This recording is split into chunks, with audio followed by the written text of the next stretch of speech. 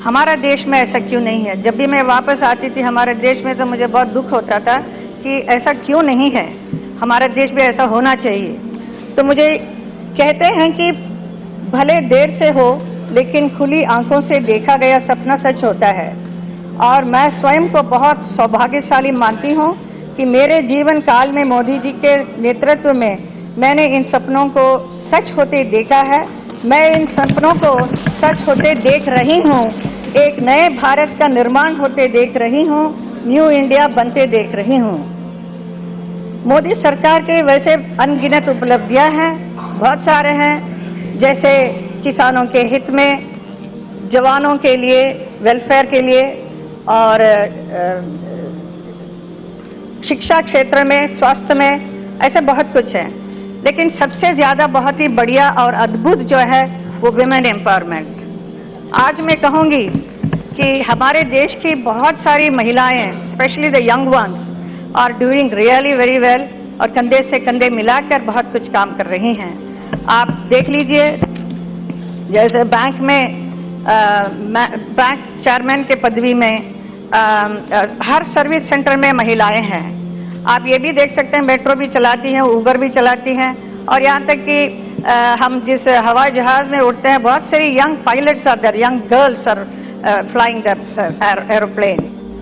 Sir, मौजूदा वतन अजीज के जो माहौल है, जो पुराशुभ दौर है, उस पर किसी एक शायर ने बड़ा खूब कहा। उसमें पहले मिसरे में तरमीम करके कहना चाहूँगा कि हुक्मरान हो गए बहरे और अंधे लोग, हुक्मरान हो गए बहरे और अंधे लोग, खाक में मिल गए नगीने लोग, हर मुहिब्बे वतन जलील हुआ, रात का फासला तवील हुआ, आमिरों के गीत जो गाते रहे वही नामोदाद पाते रहे, रहजनों ने रहजनी की थी, रहबरों ने भी क्या कमी की थी। जनाब चेयरमैन साहब, सदर जमहूरिया के खुतबे में खारिजा पॉलिसी के बारे में कहा गया कि नेबरहुड फर्स्ट।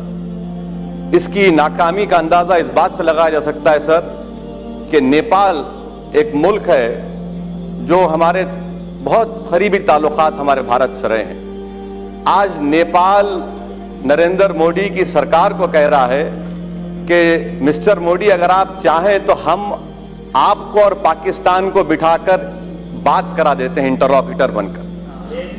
अब आप बताइए सर, कितनी कामयाबी है इन लोगों की।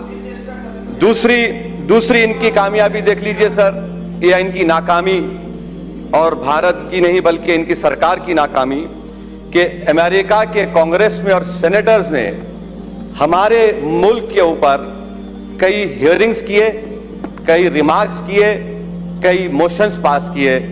इतना वजीर आजम ट्रंप से बगलगीर हुए, ऐसा लग रहा था पिछले बार कि शायद बकरीद और रमजान की ईद के गले मिल रहे हैं। उसके बावजूद भी अमेरिका के कांग्रेस और सेनेटर्स भारत की पॉलिसी के ऊपर तनकीद पे तनकीद कर रहे हैं। इससे आपकी कामयाबी अंदाजा होता है। तीसरी बात सर, यूरोपियन पार्लियामेंट में भारत के खिलाफ रेजोल्यूशन मूव हो गया।